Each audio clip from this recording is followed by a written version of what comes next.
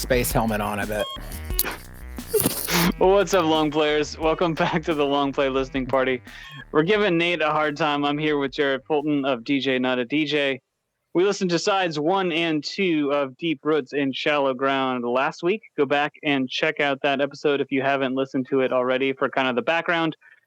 We don't know where we're headed at this point, but I will get some music started, Jerett. So where we leave off? Side 3? Yeah, here we go with side 3. Okay. Oh, hang on, little technical. It's all right. On this. So what I was trying to say is the reason that we are gonna kick Nate out of the band is because never mind, I can't tell you that yet. All right, there we go. There's some side 3. All right, Nate, I'm gonna unmute you. We got started without you. Sorry, buddy.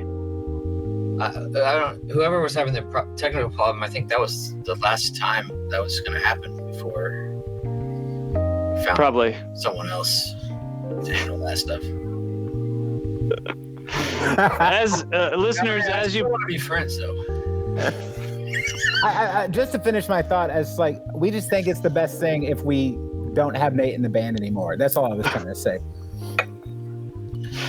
I mean, yeah. I mean, I'm gonna finish, this record, and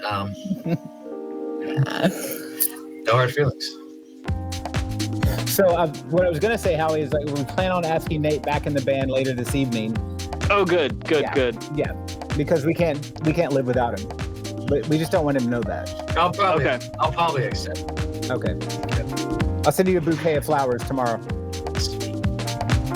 On the off chance, dear listener, that this is your first episode, we're talking, of course, of Nate Holt, my co-host, solo music under Astrali's Music, and keyboardist and multi-instrumentalist and producer in DJNOTADJ, whose recently reissued album Deep Roots in Shallow Ground we are currently listening to side 3 of, including the tracks Cluster of Stars, Don't Exist, Ghosty, and Translucence Part 1. Whatever happened to Part 2? It's on the new record. Oh, sweet. Maybe. If it makes the cut, huh? That's right. Yeah, well, yeah. Right. You're just going to have to follow DJNOTADJ everywhere. Buy some merch and the current record. And, yeah, we'll get Translucent Part 2. Sweet.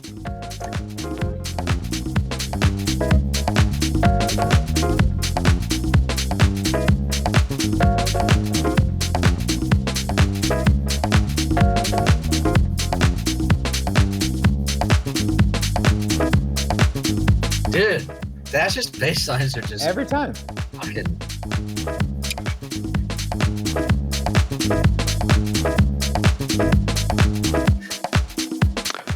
Yeah, let's actually talk about Dash for a second, because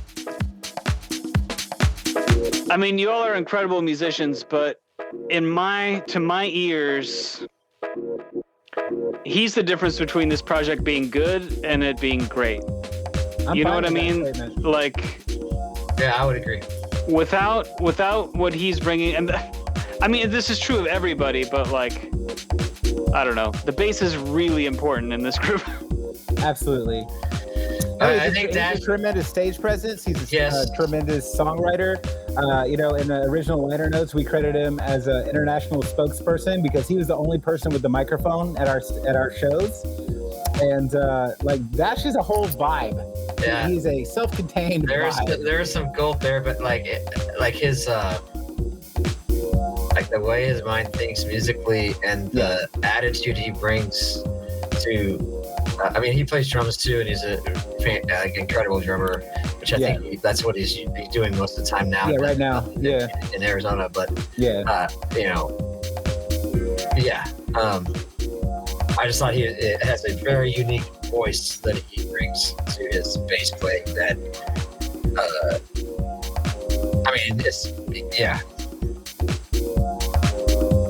Well, I mean, Dash is probably if not my favorite bass player of all time, definitely in the top 3. And I've been, as a drummer in like so many bands, I mean, just even playing drums with Dash it's a whole nother vibe. Like the way he can keep a feel, but the way he can lead a band melodically through the bass is, that's why we always want him very forefront in the mix as well. Not even just for low end, but like melodically as well. Like he is such a statement musically for us. And then you see him doing his stage presence as well. So like, he's a one of one. Yeah. And one of his the songs that he wrote will be on a record in the future. Yeah. Sounds phenomenal. Yeah, absolutely.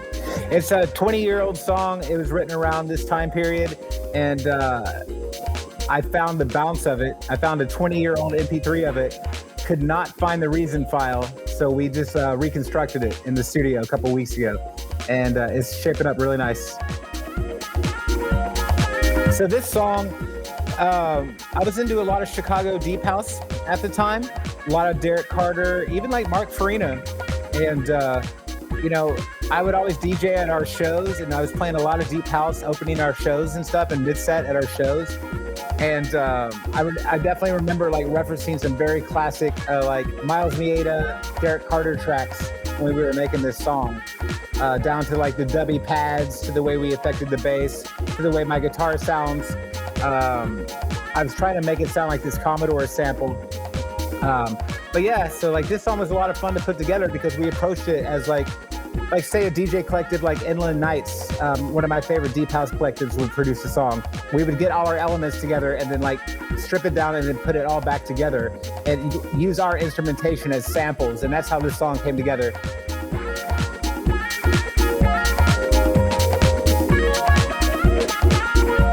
And I'm a big fan of the title as well.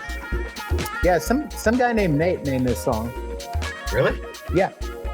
You check him out. Sweet. Is he in the band? You'd like him.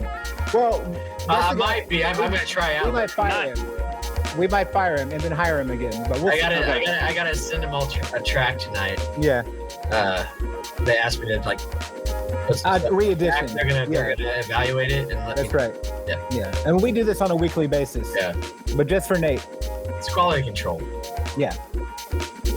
And speaking of like highlights in the band, like let's give Bob Little some love, because he is like a living metronome, and it'd be really amazing. Like I could lock samples live again without any sort of MIDI lock to Bob. Once I found Bob's tempo, I could fire off samples and let that drum loop play live, and he would not veer from that tempo path. And was playing like sick, just the sickest. Break. And his endurance as well. I mean, like 3-hour sets of like high energy 4/4 music and drum and bass, like that's between 160 and 180, even 190 if we're like in the mode. Wasn't he usually smoking a cigarette too back then? Well, his kids might be listening, so I wasn't going to drop that out there. But that could have happened. You got to be real, man. And making it look seamless too, with a stogie hanging out of his mouth playing 200 beats a minute. Don't smoke cigarettes. Don't smoke cigarettes, kids.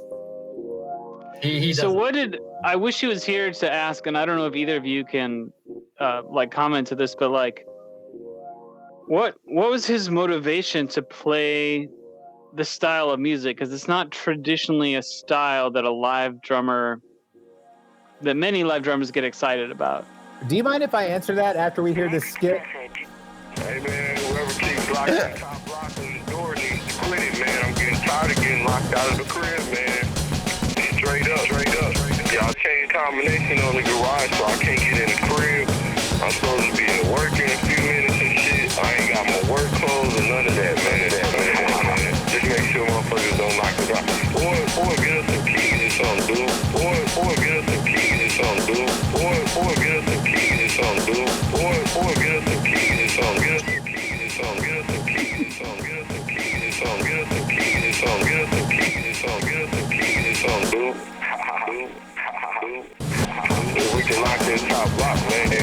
If we can lock this top block, man. If we can lock this top block, man. Whatever. Dude, that was. So that was our roommate, CG's Clinton Wilford. of the famous KJHK hip hop hype fame. He was our roommate. He got locked out one day and left me that famous voicemail, and it made the record.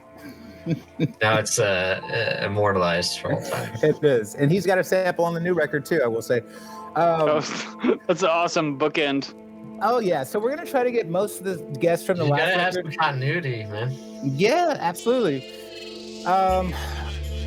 Yeah, so Bob was, highly influenced from the drummers, not a drummer, from these records we were listening to, all this electronic music we're listening to, where these samplers were playing parts that were just so tasty if you're a drummer and easy to be influenced by, and really not too many people trying it. Like at the time of this record, like right here, Bob is killing it.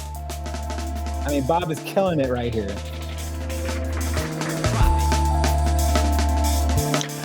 Yeah, I picked a weird time, I guess, to ask that question because this is Bob. Bob's getting to show off a little bit here. Yeah, no, it's perfect timing. I mean, this song, especially at the end, like some of the best cross-sticking I've ever heard, especially at a high caliber tempo. Honestly, like that and like the very end part of You Got Me by Erykah Badu, that stuff that Questlove does. I mean, that's like the same to me, like same quality. But yeah, I guess my point is that Bob would hear these drums and be one of the few and first drummers trying to play that live. Like at the time, you had early JoJo Mayer, you had Jungle Drummer from the Hospital Group out of UK, and Kevin Saka. Like those are like the only drummers besides Bob that were like really nailing, quality, like beats that sounded like they came from a sampled, highly manicured record. So I think Bob heard that, took it on as a challenge, and like made his own vibe with it. Yep. Yeah. So the technical challenge, yeah. Absolutely. But also just the flavor. Like when you're a drummer, you can't help but love stuff like jungle and drum and bass and hip hop and break beats. So all of that's like inherent with our love of music in general. So yeah, we're beat heads. All of us are beat heads. So it was. Oh, I mean, I get it. I'm a drummer. I'm a drummer first and foremost, but like, and I like this stuff, but I've never wanted to play it. That's cool though. Yeah, no, we were drawn to it for sure. Like, yeah, as a challenge, and also just like, man, I love this stuff. I wonder if I could play that live, because like, there's really no humans to admire about it. It was like this producer who cuts like this. Like, check out how Premier makes this breakbeat. Check out how Square Pusher does his jungle drums. Like that's we didn't have like, hey, check out this funk break by Bernard Purdy. Like we were like, look at this guy cutting this kind of beat. Is that possible to even play live? Benicia Stairs. Yeah, for sure. So there was an indie band in town at the same time as this song came out named Ghosty. Mike Nolte's band, and I remember the CD came out and they're like, did you name this song after us? I'm like, no, it was just like an idea in the air. Like we called our song Ghosty and you guys became a band, and it was just in the air. We both grabbed the same idea at the same time.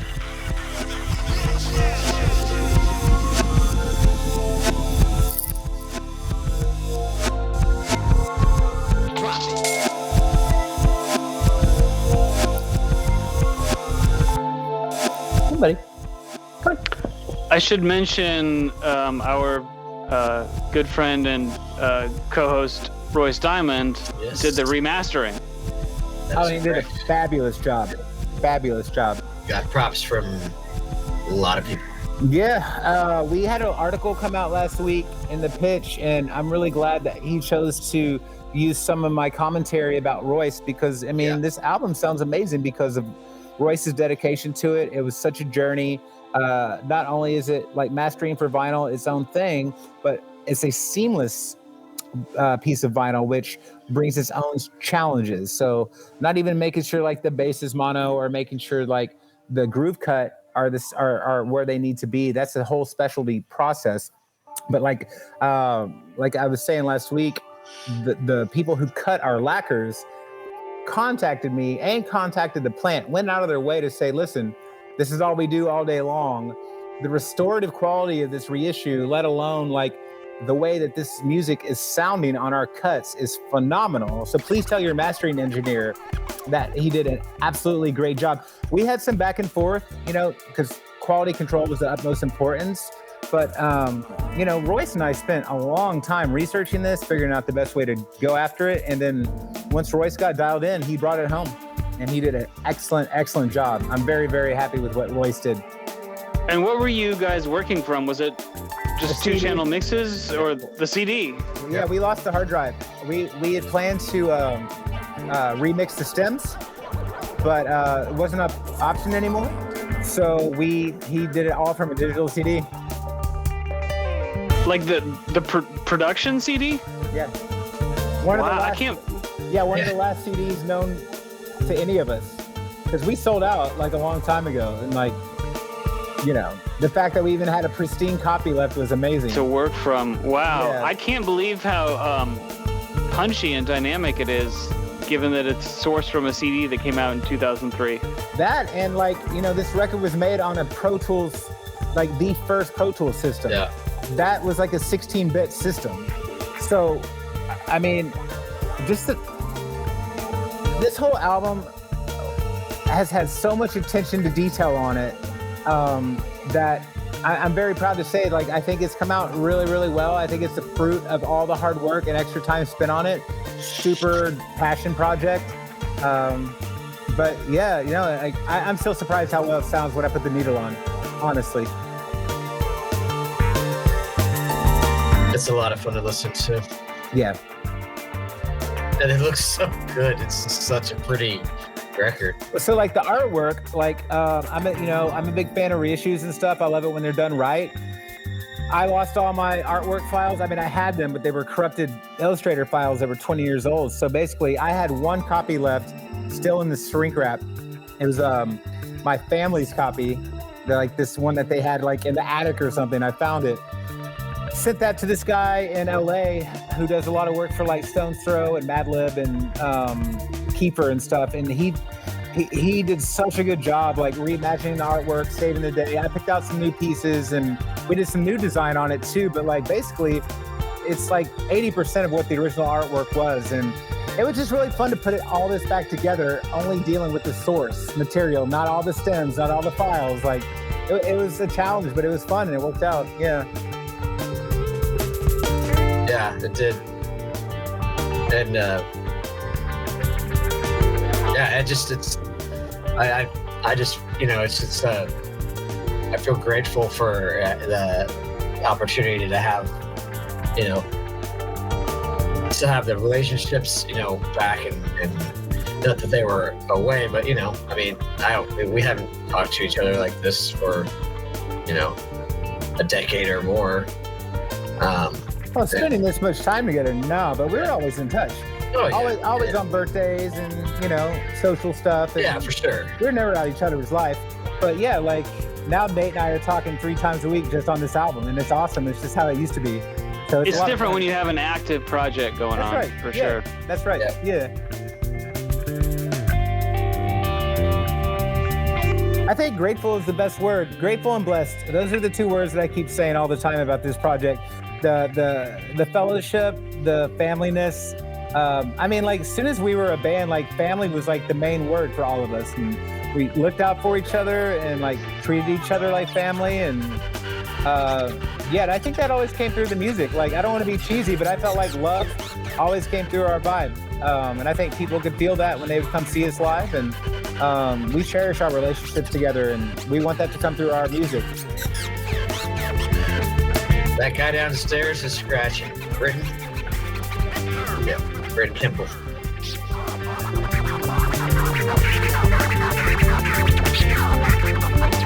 I used to interact with him quite a bit, and I haven't heard from him for a few years. That guy downstairs.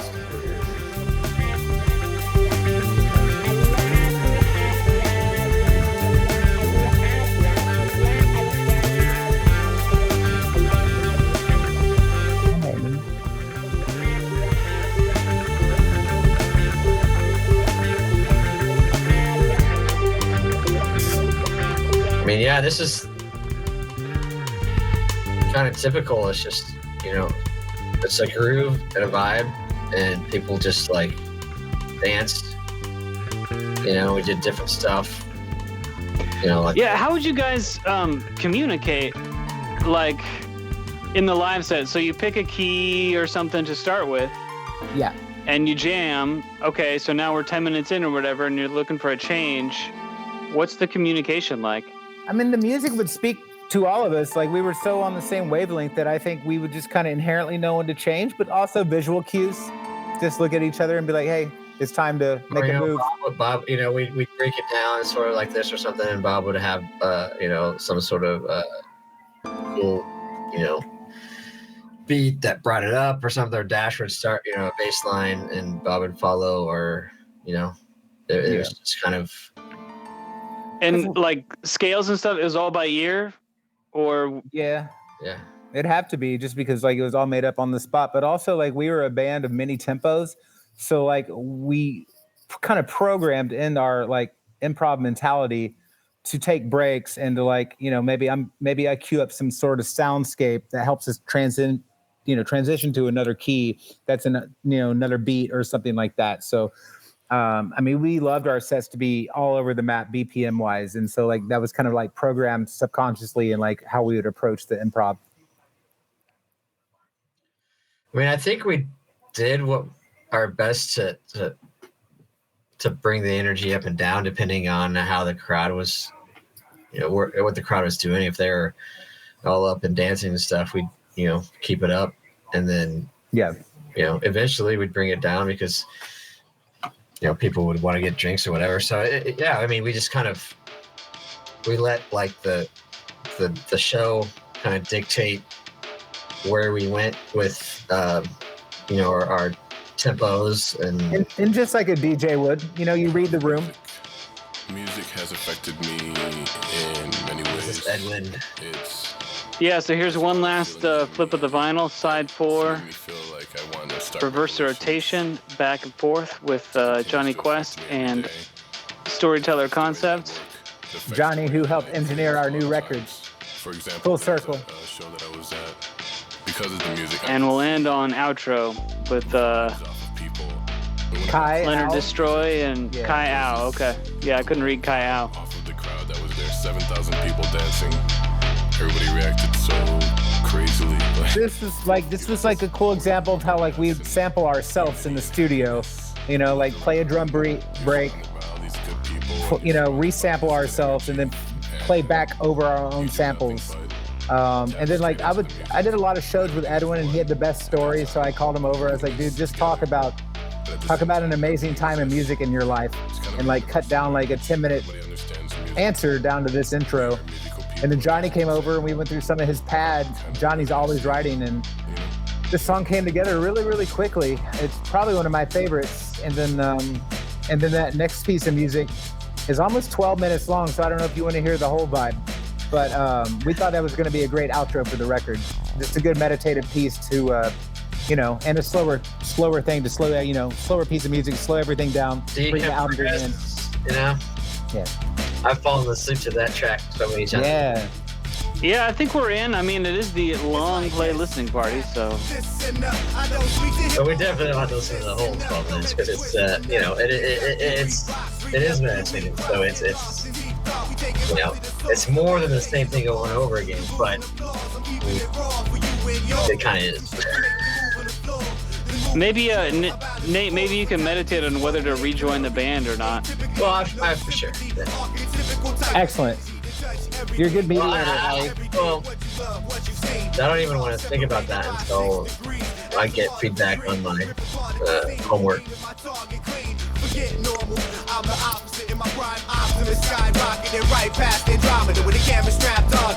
To see celestial bodies, I'm following straight from the bottom with no chase of following. Fine polish, rise on and see you. Yeah, and he did another couple verses on the new record and just murdered him, dude. Oh yeah.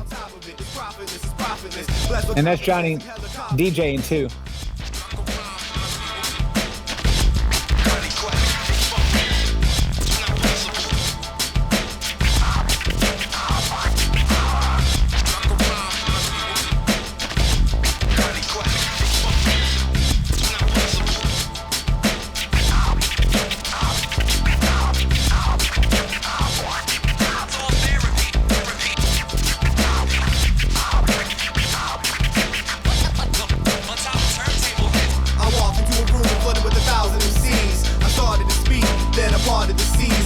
disease that hardly can I see. love that bass. Way through the mindless to stay true to my shit. You never get a chance to come back. I cover my tracks, my bullet leaves on the path. This music is my soul, I bring a whole not half. Or record a note, disorientate a rope, a potent antidote. Just tickling that filter a little bit.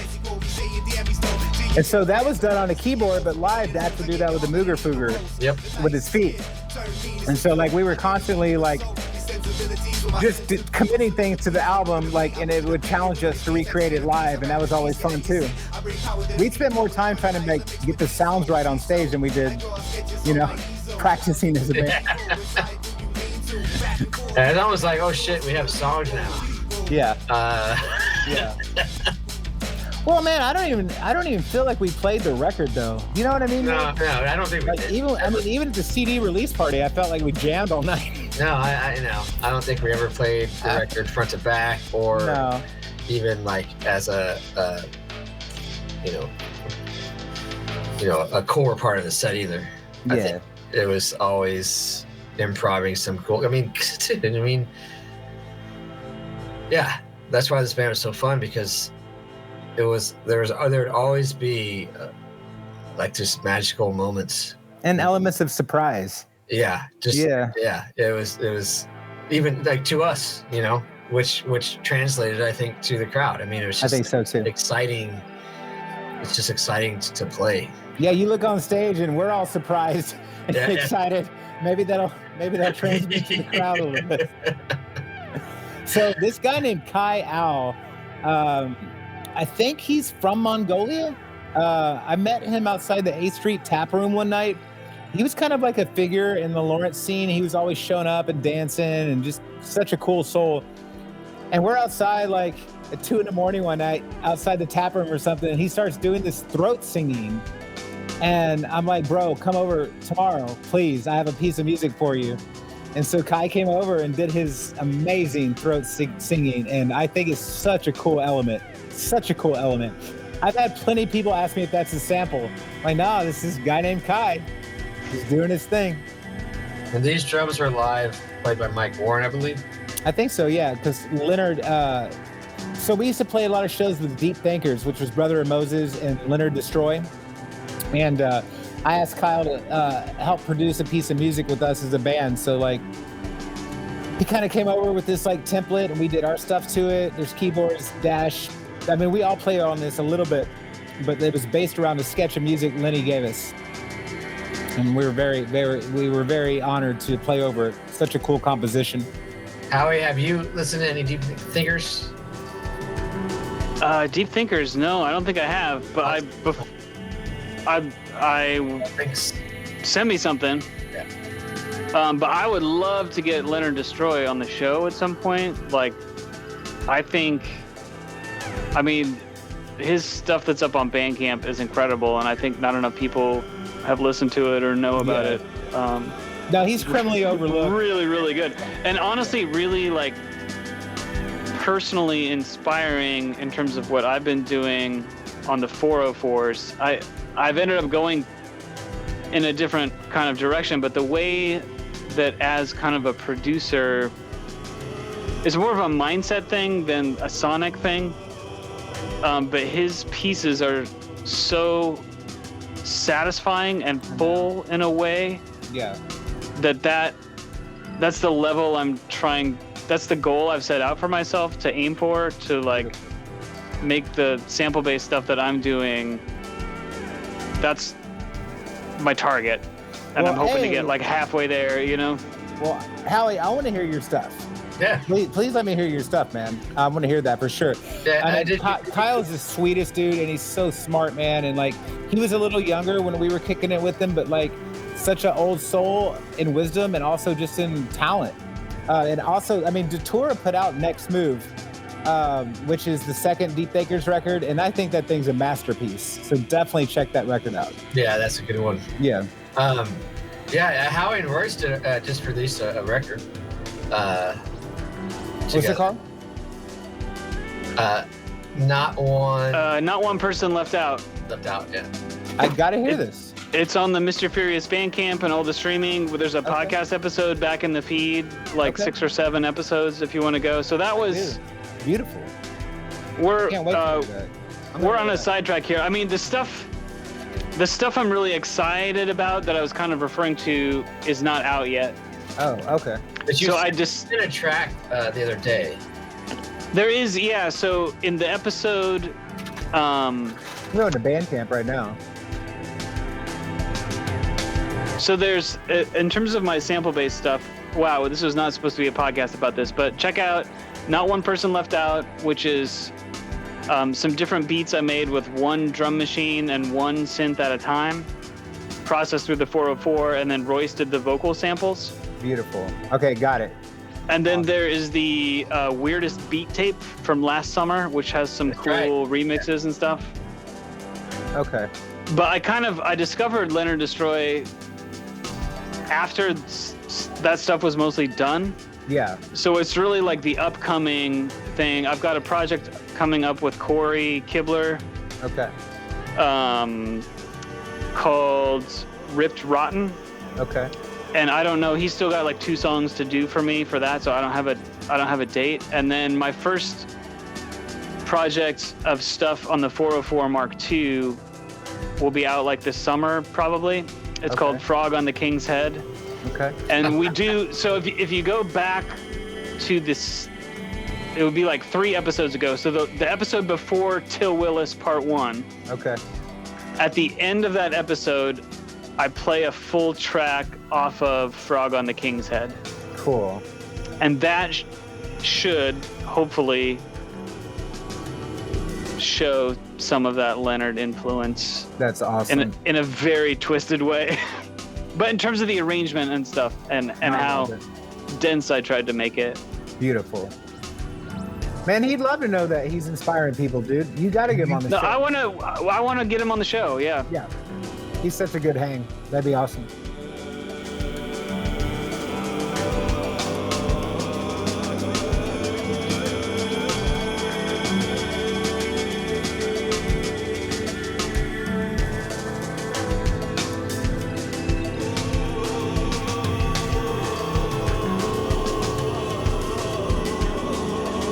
And Howie Drew is Lovecraft, right?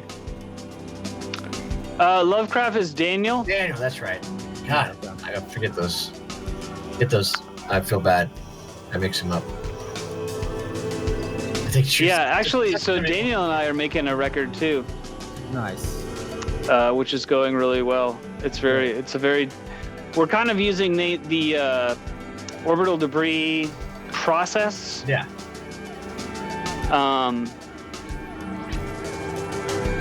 And it's been super fun to collaborate with him, and he is a crazy man with a billion ideas. I bet. So he's just like exploding with ideas, and we've got stuff. Sorry, this was not supposed to be a Howie update episode, but like, let me say the last thing I was gonna. I want to hear about you. All right. So, Yeah. It's one of the things that's different about it is like, we had a song. He sent me a song that's like practically finished, and it took me a while to even think like, what am I going to add to this? And I finally found I made a vocal sample, and I kind of it didn't have like a big ending, and I wanted to hear a big ending, so I like took pieces from throughout the song and chopped up and edited together like a big ending section. Yeah. Sent it back to him, and he's like, oh, this gives me like more ideas. I'm gonna tear all this apart and kind of start over with the pieces and send you back. So we're making like 2 songs in the course of making this song. I love that. But yeah, it's different, and if they're different enough, maybe we'll make a bonus track or whatever out of the first version. Awesome. But yeah, we're just shooting stuff back and forth, and he's like I did with Nate, or like Nate did with me. He's starting like half of them, and then I'm starting half or less than half of them, and yeah, just shooting stuff back and forth. That's a fun process, which we should do. But again, yeah, I'm really into. I mean, I'd love to do that again for sure, and I know Royce is so busy, but I'm so set on this idea of the three of us making a record. I really want to do that at some point. Yeah, he texted me back a little bit ago and said he'd love to be on this show right now, but he's working 14-hour days. So I know, and he gets paid to do that. We don't pay him. He's getting paid, yes. So he is, he's fucking doing it, man. Good for him. Absolutely. He's had a hell of a year professionally. In a really good way. Like he's been crushing it. Yeah. And he should definitely, man. Yeah, just the mastering job he did on this, like he should be, well, he is being looked at by people that are paying him solid amounts of money.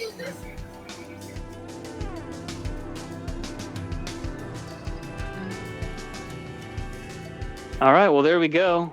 Deep Roots in Shallow Ground. Fucking 12 minutes. And if you want the bonus track, you're going to have to go find it, peoples out there.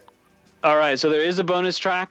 We're not going to play it. You got to go search for it. You can search in your local record store. You could go to mixtapemeditation.com. Jarrett, in case people haven't listened to episode 1, remind people, and then Nate, remind them of the socials and everything. Yeah. Everybody out there, we would be so grateful if you go check us out at DJNOTADJ.com. That'll also forward you to our label site, which is mixtapemeditation.com, and it's available at about 20 shops across the country, and international is coming. If your favorite store doesn't have it, we are nationally distributed, so please ask them to order it, and or just hit us up, and we'd love to send you one.